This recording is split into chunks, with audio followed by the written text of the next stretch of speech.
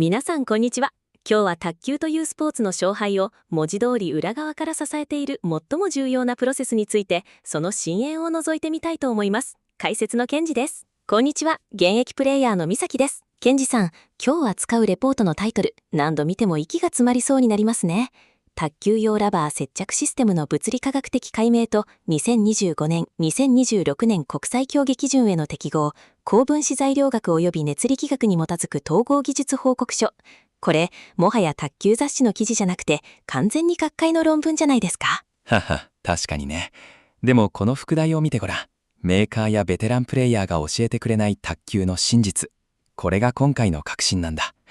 僕たちが普段練習の合間にささっと済ませているラバーの貼り付けという行為が、実は2025年以降の卓球界では失格か栄光かを分ける分水嶺になっているんだよ。失格か栄光か、そんな大げさなって一瞬思っちゃいましたけど、最近の ITTF の動きを見てると笑えないですよね。SNS でもラケット検査で失格っていうワードがトレンド入りするくらいですし、トップ選手が試合後の検査で泣き崩れるシーンとか、本当に他人事じゃないです。その通り。2008年のスピードグルー禁止という歴史的な大転換から、最新のポストマッチコントロール、つまり試合が終わった瞬間に審判の前でラバーを剥がして中身をチェックするという残酷なまでの新ルールまで、この20年足らずで接着技術をめぐる環境は一変した。今日はこのレポートの内容を文字通り一字一句逃さず圧倒的な熱量で徹底的に解説していくよ。ケンジさん本気ですね。でも私のラケットの性能が接着剤だけで変わるっていうならいくらでも聞きます。最新の物理学と科学で私の用具メンテナンスをプロ仕様に変えちゃいましょう。よし、単なるハウトゥーじゃない。分子ネベウの挙動から熱力学的な感想の正体。すると ITTF の役員すら冷や汗をかくようなルールの裏側まで全20パートフルボリュームでいくよ。準備はいいかな、みさきちゃん。さて、まずはこの巨大なレポートが提示している答えの全体像をもっと具体的に教えてください。単なる要約じゃなくて、私たちがこれからどんな驚きに出会うのかワクワクさせてください。 OK。 エグゼクティブサマリーとして提示されている革新的な発見は大きく3つの領域に分かれる。まず1つ目は接着剤乾燥プロセスの物理学的な再定義だ。多くの人が温めればいいと思っているけど、実は空気がどれだけ水分を吸えるかという熱力学的な余力、つまり VPD 飽和水蒸気圧差こそが接着層の最終的な打球感、つまり君の指先に伝わるフィードバックを決定づけるんだ。 VPD、 聞いたこともないけど、それが打球感に関係するんですね。湿度の高い梅雨の日とか雨の日の大会とかでラバーが全然乾かなくてイライラするあの感じ、あれの解決策が VPD にあるってことですか？まさに。すると2つ目の発見はドライヤー加熱がもたらす不可逆的な劣化の科学的実証だ。これは多くのベテランが推奨してきた熱風乾燥への引導を渡す内容だよ。過度な熱はラバーの命である高分子差を自動酸化させ、木製ブレードの細胞壁を内側から爆発させる。さらに恐ろしいことに、2025年以降の ITTF ルールでは、この熱処理自体が物理的加工トリートメントとして摘発される可能性が極めて高いことが、最新の検査デバイスの性能とともに示されている。熱でラバーを目覚めさせるっていうのは、実はラバーを無理やり老けさせていただけだったんですね。それはショックです。そして3つ目が、2025年から本格導入されたポストマッチコントロールに 100% 適合するための精密プロトコルの確立だ。0.01 ミリの誤差で勝者が失格者に転落する 4.0 ミリルールの地獄。ここを確実にパスするために、接着剤の固形分比率から乾燥後の膜幅を逆算し、注射器を用いて 0.01 ミリリットル単位で塗布量を管理する。もはや職人の勘ではなく、エンジニアの計量学が卓球の必須技能になったんだよ。注射器まで使うんですか？でも試合が終わった瞬間に審判が私のラバーをペリペリ剥がしてにやりと笑いながら、はい 4.02 ミリ失格ですって言われるのを想像したら、それくらい精密にやらないと怖くてコートに立てないです。その危機感こそが現代卓球における正しいスタートラインだ。これから各論でこの3つの革命を一つずつ解体していくよ。歴史、物理、科学、ルール、すると究極の手順。みさきちゃん、覚悟を決めてついてきてくれ。まずは歴史から紐解こう。ウィキペディアのスピードグルーの項目を引くと、2008年以前の卓球界がいかに化学薬品の戦場だったかがわかる。当時の接着剤はヘプタンやトルエンといった有機溶剤、VOC をたっぷり含んだスピードグルーが当たり前だったんだ。物質に一歩足を踏み入れると、シンナーみたいな独特の匂いが充満していたっていう伝説の時代ですよね。ベテランのコーチがよく、あの頃はラバーが生き物みたいに跳ねたんだぞって懐かしそうに話してくれます。全くの別競技と言っても過言じゃない。当時の選手は試合の数十分前にラバーを剥がし、スポンジに溶剤を何層も塗り重ねたんだ。溶剤がスポンジの中に浸透して、ゴムの分子差を無理やり膨らませる。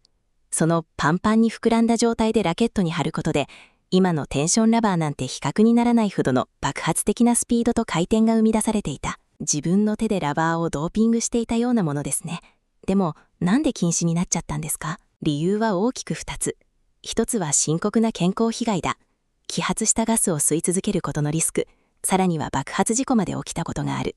すると、もう1つは ITTF が掲げる公平性の維持。用具の性能に依存しすぎる競技性を是正し、選手の技術を主役に据えるためだね。2008年北京オリンピックを機に VOC は全面的に禁止された。そこで登場したのが、今僕たちが使っている水溶性接着剤、つまりウォーターベースグルー WBG だ。ニッタックのファインジップとかですよね。安全になってよかったじゃないですか。安全にはなった。でも物理的には溶剤が揮発するのと水が蒸発するのでは必要なエネルギーも時間も全く違う。主成分は天然ゴムラテックスのエマルジョン。水の中にゴムの粒が浮いている状態。この水の除去という物理的な高い壁が現代卓球の新たな課題。すると乾燥の戦いの始まりだったんだよ。さあ、ここからは本格的な物理科学だ。接着剤を塗ってから透明になるまで中では何が起きているのか。レポートはバンダーホフェによる塗料膜の段階的乾燥段階という学術的なモデルを引用してそのメカニズムを解剖している。5段階もあるんですか？透明になったらはい完成だと思ってました。それが最大の罠なんだ。第1段階は湿潤堆積。第2段階の蒸発濃縮で水が減り、ゴムの粒子同士が型を並べる。そして運命の第3段階、スキニング、表皮形成だ。表面だけが先に膜を張ってしまうんだよ。あ、指でそっと触って、もう手につかない、くっつくって思うのがそこですか？私はいつもそこで貼ってましたよ。それが最大の罠なんだ。癒着乾燥と呼ばれるこの段階では、表面は透明に見えても、膜の下にはまだ水分がたっぷり閉じ込められている。この閉じ込められた水がラバーの性能を内部から破壊する。ここで張ってしまうと、第4段階の粒子の合一と、最後の第5段階である高分子差の相互拡散が絶望的に阻害されるんだよ。高分子差の相互拡散、それができないとどうなるんですか？隣り合ったゴム粒子同士が本当の意味で一つにつながらないんだ。つまり、接着層の中に微細な水のポケットが無数に残ってしまう。不完全な合一は打球時に不快な振動を吸収し、弾みを劇的に奪う。これがいわゆるマッフル効果、消音効果の正体だ。君が今日はなんだかラケットが飛ばないと感じるとき、その真犯人は接着剤の中に潜む目に見えない未蒸発のメスなんだよ。美咲ちゃん、冬の朝一冷え切った体育館の隅でラバーを張り替えようとして、接着剤がいつまでも白っぽくて、最後はボロボロのカスみたいになった経験、もっと生々しく思い出してみて。ありますよ。この接着剤腐ってるって思って捨てちゃったこともあります。チームメイトなんけ一晩中ストーブの前に置いといたのにダメだったって嘆いてました。それは接着剤の品質の劣化じゃなくて、純粋な物理現象 MFFT ミニマムフィルムフォーミングテンプレチャー最低成膜温度という絶対的な掟に触れたせいなんだ。エマルジョン中のポリマー粒子が自分の形を崩して隣の粒子と融合し、連続した膜になれる最低限の温度を指す。この臨界点を知らないことは冬の試合での敗北を意味するんだよ。臨界点、ゴムの粒にもやる気が出る温度があるってことですか？その通り、ロンゴーのレディスパーシブルポリマーパウダーに関する技術論文を精査すると、温度が MFFT を下回ると、ポリマー粒子は硬い球体のまま凍結したような状態になる。するとどうなるか、粒子間の隙間にあった水だけが抜けていき、粒子同士が結合していない、ただの粉の層がスポンジの上に並んでいるだけの状態になるんだよ。それが白っぽくてボロボロの正体なんですね。そう、これを発火現象と呼ぶ。レポートでは、この不連続な層の接着強度は正しく成膜された場合の10分の1以下になると断じている。さらに発火した状態で無理やり貼り付けると、海面に無数のミクロな空隙、つまりボイドが発生する。これが打球時にエネルギーを散逸させ、打球感をぐにゃりと鈍らせるんだ。冬場の作業環境は最低でも15度、理想的には20度以上を絶対にキープすべきだ。さあ、ここからが本レポートの真骨頂。乾燥の質を決定づける熱力学の深淵 VPD について徹底的に語り合おう。美咲ちゃん、乾燥について語るときに、今日は湿度が 40% だから最高だね、なんていうのは実は三流プレイヤーなんだよ。超一流は VPD という数理的指標で空気を支配する。VPD。ケンジさん、さっきから何度も出てきますけど、正直湿度が低ければそれでいいんじゃないんですか？それがね、熱力学の恐ろしい騙しなんだよ。湿度はあくまで割合であって、水分を奪い取る実力そのものではないんだ。空気がどれだけ水分に対してハングリーであるかを示すのがベイパープレッシャーデフィシット、つまり飽和水蒸気圧差なんだよ。これを算出するには物理学者テテンスの式を理解しなきゃならない。出ました、数式。具体的なシミュレーション値で比較してみよう。室温10度で湿度 50% の時、VPD は約 0.61kPa だ。これじゃあ接着剤の内部水分はいつまでも抜けない。でも室温30度で同じ湿度 50% なら VPD は約 2.12kPa まで跳ね上がる。美咲ちゃん、同じ湿度なのに水分を吸い取る力は 3.4 倍以上も違うんだよ。3.4 倍。湿度が同じなのに、その通り。だから冬場に除湿機だけ回して湿度を 30% に下げても、温度が低いと空気の胃袋が小さすぎて、接着層の奥深くにある水分を引っ張り出すことができないんだ。最高の成膜効率を得るには 1.0 から 1.5kPa の VPD が不可欠だ。君も温度計と湿度計の両方を睨みながらラバーを貼るんだよ。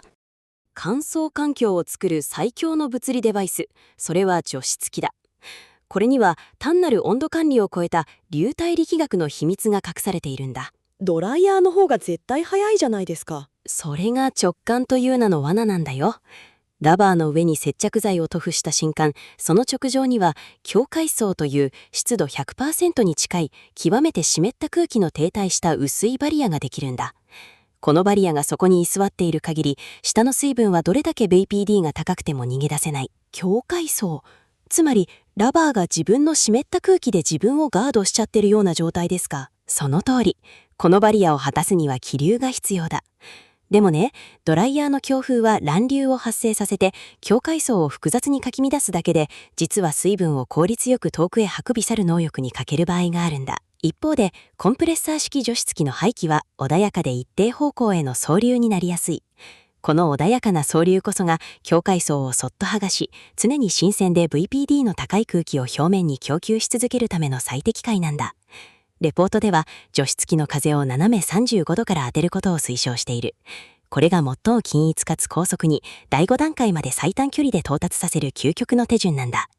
美咲ちゃん、明日からドライヤーは髪を乾かすためだけに使いなさい。ケンジさん、理屈は分かってきましたけど、やっぱりドライヤーのパキンっていう音、あれは捨てがたいです。勝ちたいんだから多少の無理は承知ですよ。それは物理学的にはボイル・シャルルの法則による寿命の前借りをしている状態なんだよ。スプンジの中には何が無数に入っている？独立気泡、空気のつぶつぶですよね。正解。この空気を50度以上に加熱すると体積が膨張する。気泡を熱で膨らませ、その最大解析の時に板に固定する。その後、温度が下がると気泡は縮もうとするけど、接着剤によって板にがっちり固定されている。するとどうなる？あ、ラバーの表面が常にピンと張り詰めた状態になるんだ。その通り。このプレストレスが打球時に爆発的な反発を生む。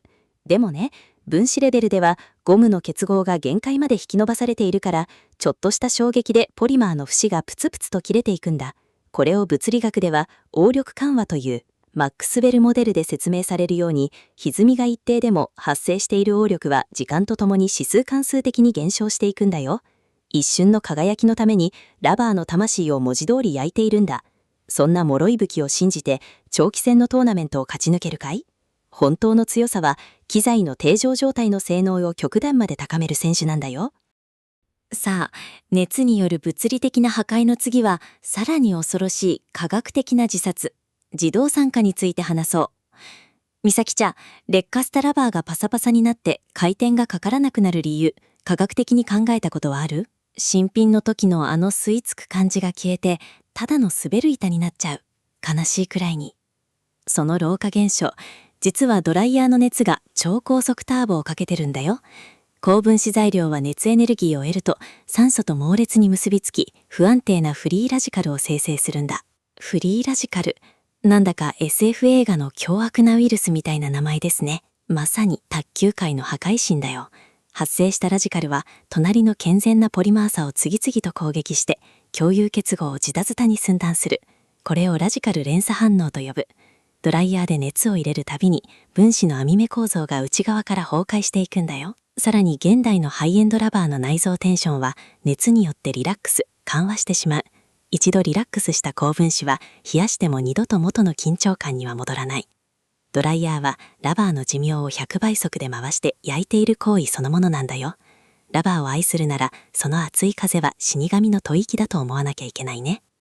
劣化の恐怖はラバーだけじゃない。君が愛用している数万円の木製ブレード。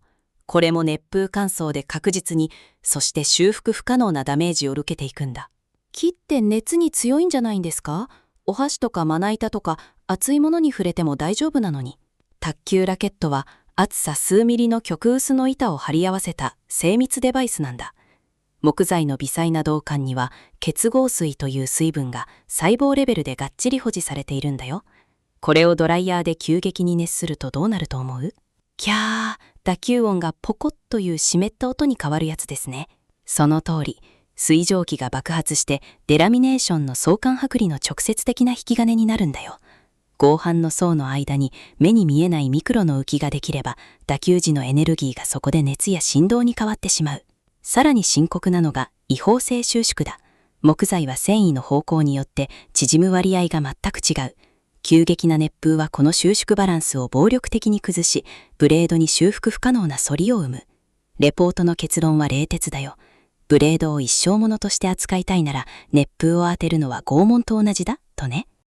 ここで接着の本心、界面科学の話をしよう。美咲ちゃん、ラバーを剥がすとき、なんでスポンジには接着剤がしつこく残るのに、ブレードの方はいつもツルツルに剥がれるんだと思う？スポンジはふわふわしてるから接着剤が引っかかりやすいとか、そんな単純な理由ですか？実はその引っかかりを科学的に説明するのが闘病効果、アンカリング効果だ。リサーチゲートに掲載された多孔質機材におけるポリマーの浸透挙動という論文によれば、この現象を支配しているのはヤングラプラスの式なんだよ。アンカー、船の怒りのことですよね。また難しそうな式だ。液体状の接着剤が毛細管現象によってスポンジの無数の微細な穴、つまり気泡、ポアの奥深くまで吸い込まれていき、そこで固まる。まさにスポンジ内部にゴムの根を張った状態になるんだ。ヤングラプラスの式はその穴の中に液体が吸い込まれる圧力を示している。一方で板の方はラケットコートで穴を塞いでるから根を張れない。だから板側からは海面できれいに剥がれ、スポンジ側からは剥がれない。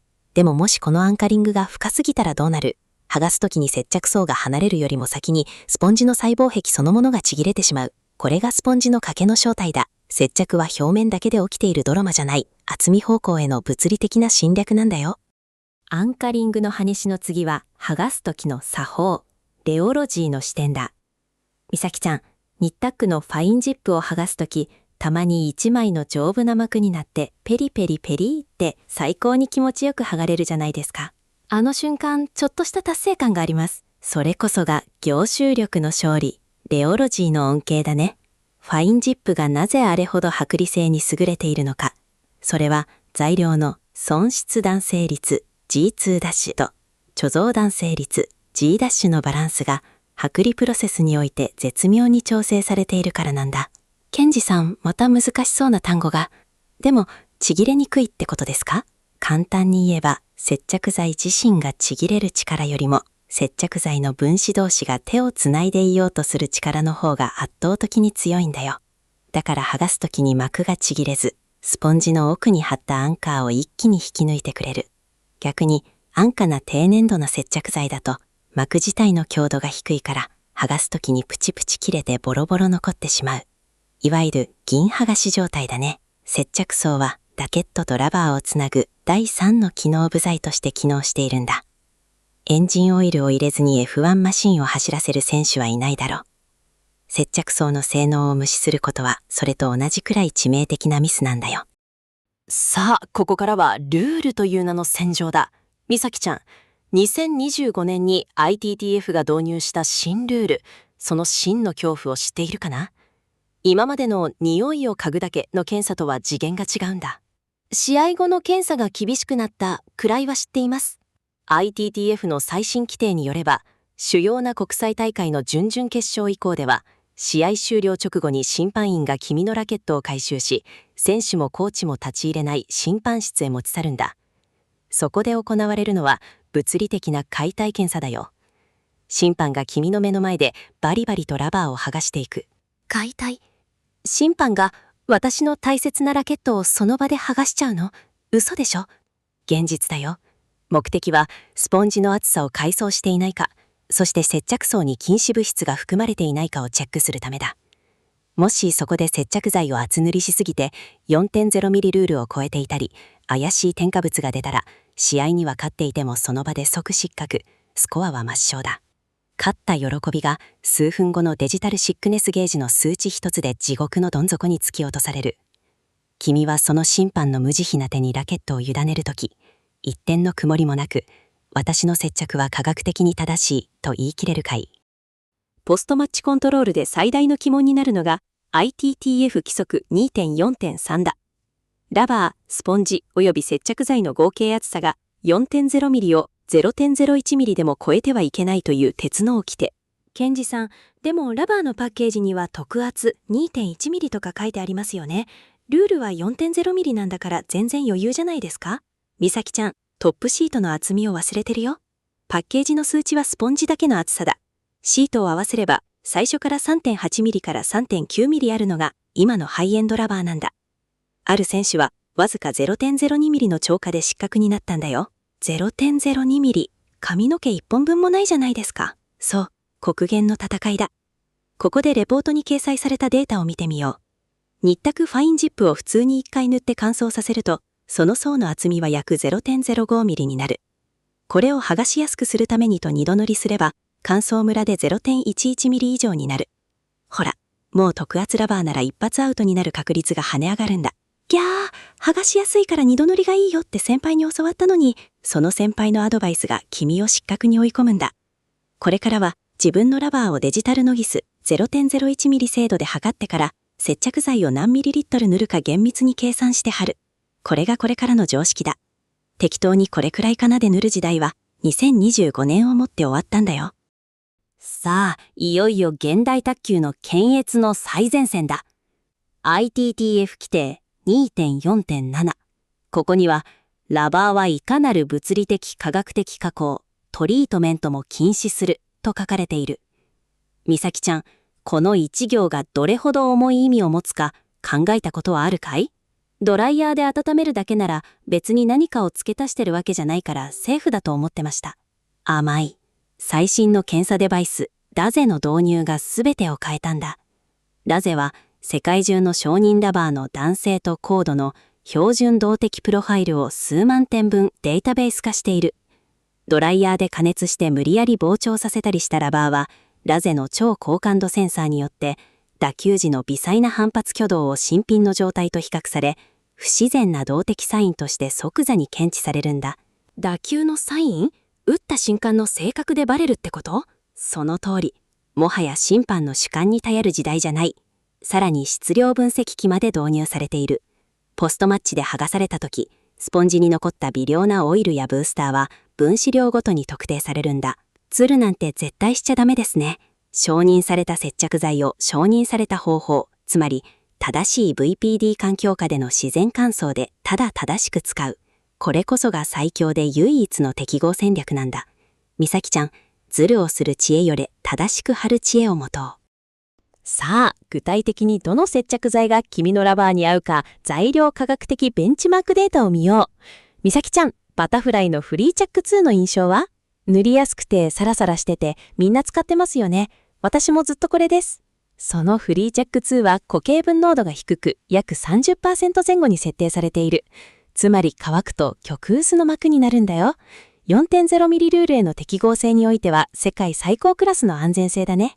おー、私は知らないうちに失格リスクを最小限にしてたんですね。一方でニッタックのファインジップは固形分が約 60% 近い。だから膜が厚く強靭になり、剥離性が抜群なんだ。中国トップ選手が好む DHS ナンバー15は乾燥後の膜の剛性が高く、打球感にダイレクトさを与えると言われている。メーカーによってそんなに科学的性格が違うんですね。ビクタスの V グルーは独自の溶剤バランスで乾燥速度を 1.5 倍に早めているから、試合当日の急の張り替えには最強の味方になるね。自分のラバーの厚さと剥離性、そして乾燥時間を計算して選ぶのが現代の卓球エンジニアリングだよ。さあ、いよいよ本レポートのクライマックスだ。レポートが黄金律として提唱している究極のメンテナンス手順、プロフェッショナルプロトコルを公開しよう。メモして。まるで手術前の外科医みたいな気分になってきました。ステップ1は環境エンジニアリングだ。部屋の温度を22度、湿度を 50% に固定し、VPD を 1.2kPa 前後にロックする。そしてステップ2、ここが最も重要だ。注射器による精密計量塗布だ。注射器？ケンジさん本当に卓球の道具なんですか？病院みたい。プロの現場ではもはや常識だよ。100円ショップの注射器で構わない。レポートが導き出した黄金比は、面積1平方センチメートルあたり接着剤 0.01ml だ。一般的なラケットなら片面で正確に 2.0ml。2.0ml。今までなんとなくドバって出して適当に広げてました。それがスイートスポットの不可解なズレの原因なんだ。ステップ3は1筆書き塗布。クリップスポンジを使い、中心から外へ一度も戻らずに広げる。往復させると膜の中に気泡が混じり、エネルギーが散逸してしまうからね。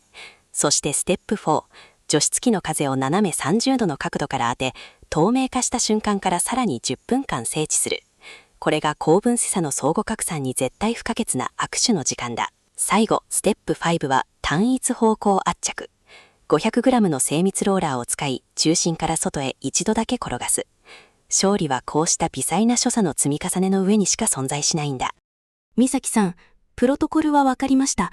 でもどうしても聞きたい伝統的な技法があるんです。部活の先輩は、ラバーを貼った後は、辞書を5冊載せて一晩プレスするのが正解だって力説してたんです。美咲ちゃん、それはメンテナンスの顔をかぶった用具への無差別テロだね。レポートが最も激しく、そして徹底的に否定しているのが、この重しの呪いだよ。無差別テロ？一体化しないんですか？多項分子材料学には、クリープ、持続的な負荷による永久変形という恐ろしい言葉があるんだ。ソウルスピンの研究データによれば、一晩も重しを乗せると、スポンジ内の独立気泡の壁が物理的に押しつぶされ、永久に歪んでしまう。このより、ラバーの反発力は統計的に 15% 以上も低下する。ハイテンションラバーの命であるバネ管が完全に死んでしまうんだよ。きゃー、よかれと思って一晩中ラバーを拷問にかけてたんだ。そう。接着は濡れ性と分子の絡み合いで決まるのであって、力ずくの圧力で決まるわけじゃない。ローラーで一度転がせば、海面の密着には物理的に十分なんだ。重しを乗せるのは自分のラバーを死んだゴムに変えているようなもの。明日から辞書はラケットに乗せるんじゃなくて、このレポートの内容を再確認するために使いなさい。さあ、美咲ちゃん、全パートを通じてこの科学の激流を浴びてみて、自分の卓球に対する向き合い方、どう変わったかな？正直、今までの自分の無知さが怖くなりました。今まで、今日は調子がいいなとか、このラバーは当たりだと思ってたことが、実は接着環境の管理一つで決まってたのかもしれないって気づいて、その気づきこそが科学的プレイヤーへの第一歩だよ。現代卓球はもはや身体能力の争いだけじゃない。知性と管理の争い、マテリアルエンジニアリングの競争なんだよ。マテリアルエンジニアリングの競争。トップ選手はみんなここまでやってるんですか？そう。トップ選手がなぜあんなに涼しい顔をしてスマズミーボールを打てるのか。それは練習量もさることながら、自分の手にしている武器が計算通りの性能を発揮することを 100% 確信しているからなんだ。VPD を管理し、固形分比率を計算し、ルールの限界を見極める。この管理プロセス自体を楽しめるプレイヤーこそが、最後の勝負の場面で、自分の用具を信じてフルスイングできるんだよ。感覚でやってた部分を、これからは数字と科学で裏付けていこうと思います。最後にまとめよう。接着技術の向上は ITTF の厳しいルールへの適合という守りの側面だけじゃない。それはプレイヤーと用具の信頼関係を深める神聖な儀式でもあるんだよ。信頼関係。確かに自分で完璧に科学的に仕上げたラケットなら、どんな厳しい場面でもこれなら絶対に入るって自信を持って振り抜けます。それこそが科学がプレイヤーに与えてくれる最強のギフトだね。ITTF のポストマッチコントロールを恐怖ではなく、自分の完璧なメンテナンスの正しさを世界に証明する晴れ舞台だと捉えられるようになれば、君はもう真実のトッププレイヤーだ。今回参考にした数々の文献、バタフライ、ニッタク、沢級スポーツ、そして世界の科学者たちが生かした数々のデータ。彼らの探求が僕たちのラケットに命を吹き込んでいるんだよ。はい。ケンジさん本当にありがとうございました。8万字級の知識、しっかりノート指先に刻みました。明日の練習から私の卓球は劇的に変わります。ルールを守って最高のパフォーマンスで絶対に全日本予選を勝ってきますね。期待しているよ、美咲ちゃん。さあ、未来のチャンピオンを目指して、その最高の一本をコートで輝かせておくれ。全20パート最後までお聞きいただきありがとうございました。さようなら。ありがとうございました。さようなら。